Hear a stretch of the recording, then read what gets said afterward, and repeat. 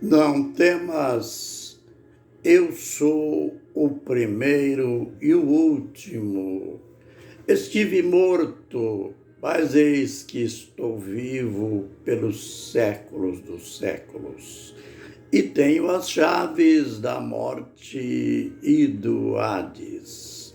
Apocalipse 1, versos 17 e 18. Direto ao assunto. Nesta semana, a gente estabeleceu um espaço diferente daquele capítulo que nós estávamos na semana anterior, que estávamos descrevendo os 7 últimos flagelos da ira de Deus, falando sobre as 7 taças. E temo que alguém possa pensar que por falar muito em besta, falar muito em anticristo, dragão, que é o diabo, a gente possa perder de vista Jesus. Então, nesta semana, estaremos falando, dando ênfase a o nosso Senhor Jesus Cristo, que é o fundamento, a base, a âncora de nossa fé. É por isso que temos começado, introduzido nossos vídeos com essa declaração magnífica dele. Conforme falamos no vídeo anterior, ninguém tem a biografia do após-morte. Por mais famoso ou famosa que seja a pessoa, embora exista aquela balela de se dizer fulano será eterno, fulana será eterna. Isso é apenas uma declaração que tem um teor fanático e poderá até parecer eterno ou eterna na mente das pessoas. Mas a verdade é que nem na mente. Esse eterno é por algum tempo e depois tudo é apagado. Agora, ele não. Ele pôde declarar ao apóstolo João lá naquela ilha deserta, lá naquela prisão de segurança máxima, a ilha de Pátimos, quando ele se manifestou a João, ele se manifestou em pessoa. João viu ele glorificado. Naquele corpo que ele recebeu após a ressurreição, que nós também iremos receber. Lembre que João, lá na escuridão daquela ilha, porque além de ser uma ilha deserta, ainda João estava dentro de uma cratera da ilha. E João diz que ouviu uma voz forte, como de trombeta, e ele, virando-se, ele viu alguém semelhante a filho de homem. Isto é, ele viu aquele vulto, ele viu aquele homem andando ali, e ele andava entre 7 castiçais. E ele olhando, ele recebeu daquele que ele estava vendo uma ordem. O que vês? Escreve e envia às 7 igrejas que estão na Ásia: a Éfeso, a Esmirna, Pérgamo, Tiatira, Sardes, Filadélfia e Laodiceia. A primeira ordem para escrever.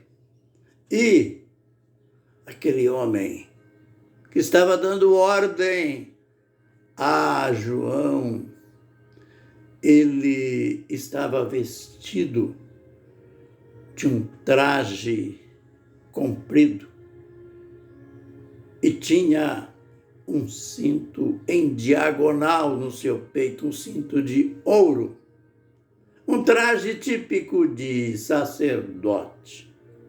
E então, quando João viu aquele homem, cabeça branca, cabelos brancos como a neve, como a branca lã, olhos como chamas de fogo, os pés como de latão reluzente, o seu rosto brilhava como o sol, e ele tinha na sua mão direita 7 estrelas, e da sua boca saiu uma espada de 2 gumes. Quando João viu essa figura gloriosa, ele caiu por terra com medo. Mas ele, que era Jesus, ele tocou no corpo de João, que estava dominado pelo medo, e declarou: isto, não tenha medo, eu estive morto. Eu sou tocado por esta biografia. Eu estive morto. Você já ouviu isso de algum famoso, de alguma famosa? Mesmo na área religiosa, mesmo os pseudos grandes homens de Deus, de ninguém. Se alguém tem uma experiência de pós-morte, é passageira. Mas Jesus disse, claro, estive morto, mas estou vivo. Por quanto tempo? Por 24 horas. Numa experiência para João? Não. Estou vivo pelos séculos dos séculos e tenho as chaves da morte, porque de lá eu vim, né? Nem ela pôde me reter. Tenho as chaves da morte e do Hades. Por quê? Porque João diz, aliás, o apóstolo Pedro, primeira carta, capítulo 1, verso 19, descreveu que Jesus, naquele período que a gente pensava que ele estava morto, aliás, estava morto sim, diz o apóstolo, na carne, mas vivo no Espírito. Ele foi aonde? Foi lá no Hades e pregou aos espíritos em prisões. É por isso que ele diz para o apóstolo, estive morto, mas eis que estou vivo pelos séculos dos séculos. deu as chaves da morte e do inferno. Aleluia! O nosso Jesus, nem mesmo a morte pôde retê-lo. Por isso, Paulo, em Colossenses 1:17, aliás, 15, disse dele, falando dele, descrevendo a pessoa dele, disse que ele, Jesus, é a imagem do Deus invisível. Isto é, Deus quis se revelar ao mundo, se revelar ao homem. Deus precisava de ter sangue para remir o homem, mas a santidade de Deus era grande, imensa. Ele era santo, santo, santo. E o homem terrivelmente pecador. E então, fazer o quê? Ele precisava falar a nossa língua, ter um corpo igual ao nosso. Então, não são duas divindades, Pai e Filho. Não são três divindades. É uma só. O mesmo Deus, ele se tornou homem. Isso quer dizer encarnação. Ele se encarnou. Deus esteve entre nós, como Jesus, como Filho. Por isso que o apóstolo declarou, ele é a imagem do Deus invisível. Ninguém podia ver Deus. E agora, o povo daquela época teve esta chance.